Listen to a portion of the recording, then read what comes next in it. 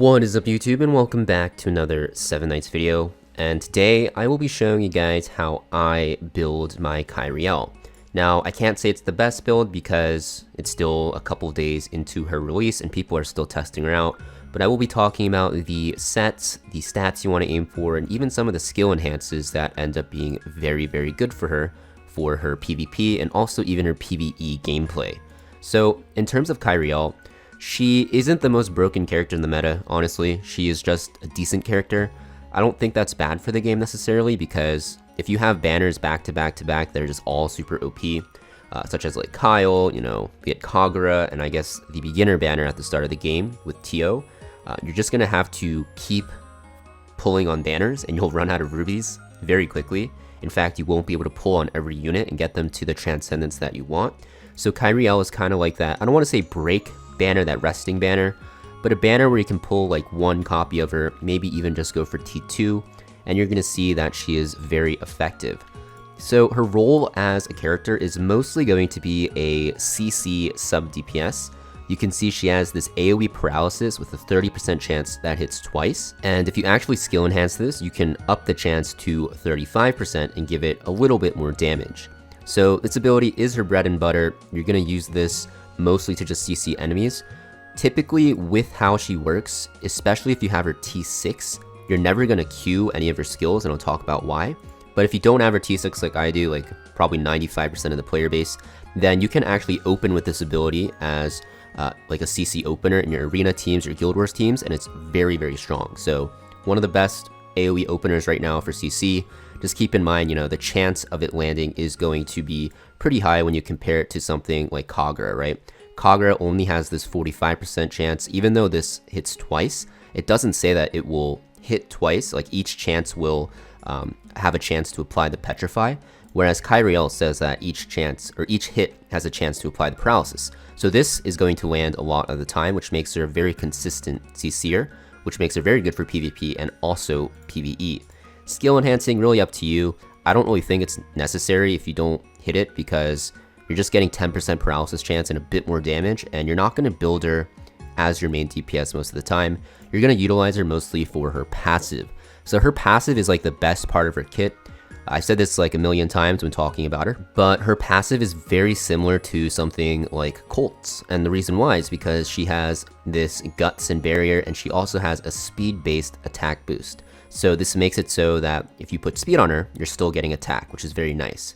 The best thing about her though is this magic damage buff she gives your entire team, which makes her very good in magic teams, but also you can ignore this completely and use her in like a hybrid team. So when I've tested her in Arena, I've been mostly using her with Kyle, because Kyle is just like the GOAT right now. He's so OP, especially for aggressive teams that want to go fast. So I just put my Kyrielle in with like 3 physical users and it still works. So even though this passive is super powerful, because Kyle's damage is so high, you can actually still use them together. Doesn't really matter too much. The thing with Kyle is you can't run him in like a magic heavy team because he needs 3 attack heroes, right? So it just makes it pretty weird when pairing him with something like a Mercure, which is like the standard magic team. But, you know, this passive can be ignored if you want to run her with Kyle. But if you use her in the magic team, she's very strong. Now, if you do T6 her, you're going to see she gets an extra effect, crowd control immunity. So this makes it so that if you want to use her heavily, you probably want to T6 her.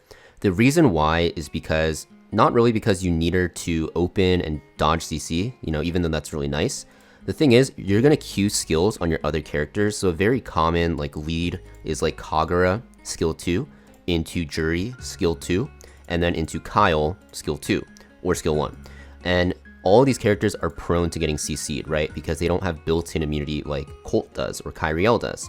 And Jury, because of that, is commonly run on Orchestrator set to get up her soul death, because she starts with crowd control immunity. But Kyrielle has that built into her kit. And the way she fits in like this is you don't have to queue her skills at all. In the case that one of your 3 characters gets interrupted, she will then be, you know, able to use her skill still because she didn't get CC'd. And even though you don't have it queued, there is a chance you can use your Meteor Shower, right? If your entire team gets CC'd besides her. So that's like the plus side of it. Not really required if you're confident in your speed. And honestly, just in general, I don't think it's worth pushing for T6, because there are better characters that are probably going to come out very soon that are just better to go high transcendence on. But yeah, pretty good character overall. Her skill 1 hits very hard, you know, her S1 is also, her basic attack is also very strong. For skill enhances, I think the only ones you really want are, I guess her passive is very good because it gives you extra speed-based damage. This makes it so that once you get to 77th speed, you cap out on the extra damage, and this is very good because you are able to build her on a little bit less damage and more speed, but not lose that much damage, right? And you're boosting your team's speed, so you're able to go first. So passive is very good to get. And I think her basic attack is pretty much required, especially for Guild Wars, because it adds paralysis. Without the skill enhance, you don't have paralysis on this, so you definitely want to make sure that you get this enhanced as well. Now, in terms of her gear, so if you have her T6, you can run her on Avenger or Weakness Hit Chance set. It's probably better. But if you don't have her T6, or if you have her on budget gear like I do, you can run her on Assassin set. It's perfectly fine. You just want to make sure you're focusing on speed substat, and you also just want to put her on full damage. You can put her on some effect hit rate, but it's not really required. You still want her to do a decent amount of damage, so I just have her on a full damage setup with, you know, pieces that have a decent amount of speed. Now, in terms of her ring, you want to make sure she's on an Immortality or Revive ring. Those are the best options, the legendary rings. If not, you can just go for any CC ring. It's not that big of a deal. Or you can even go for effect hit rate if you want, or even damage. It's really up to you.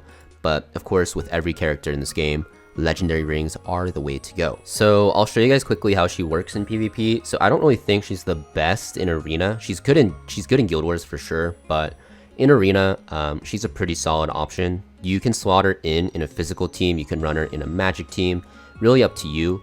But basically, the meta team right now uses these 4 on the left, and the 5th slot is usually a flex slot. You can fit her in there, but most people like to run Phi or Tio. But Kyrielle works as well, just because she has an extra CC. In the case that, you know, you don't go first and your Kagura gets CC'd, well, you have another character that's able to CC as well. If you have her T6, obviously it's really good because, you know, if your skill queue gets messed up by CC, then she's able to use her skills with Colt. But if you don't have her T6, it's still fine. You can see here, this is like the situation I'm talking about. I end up not outspeeding, but because we have so many characters with immunity on my side, I'm able to resist it. And even though my Kyle gets CC'd, you can see my team is still able to do stuff, right? A lot of situations, if you just don't go first with the physical team, you just end up losing, which will still be the case. But this makes it so that you still have a decent chance, as long as your skill queues aren't just absolutely terrible. You can see my Kyle does die, but hopefully my Kyrielle has some damage to deal with it. She does Regulus here, kills something, and she should go again. And this is like something I don't like about her. In the current meta, without Jury to stop the revives, that skill's really bad and useless. But because I have Jury, she actually ends up being a pretty solid character and actually able to do something. Now she does her Pierce and Paralysis. Very good. She does freeze the Colt here, and I do think she'll die. Oh, she does revive with the ring, which is very important. Rings are just the name of the game right now. The legendary Lord of the Rings meme, because everything has a revive. And we should take this down. I think the Colt attacks and I res, and it's such a close battle, but you can kind of see, you know, Kyrielle is a pretty solid character even in these like physical comp. But that is Kyrielle, guys, and how I suggest building her. Like I said, not the best build in the world. I don't have her on my best pieces at all, and I don't really use her that much in Arena. I mostly use her only in Guild Wars because she's very good there. But I think, you know, as a character, she is, I don't want to say pretty balanced. She's definitely strong, but she's not like game-breakingly broken like the guy whose name starts with a K and is 4 letters and is just killing everything everywhere. So yeah, thank you for watching, guys. Make sure you guys hit that like and subscribe, and I will see you guys next time.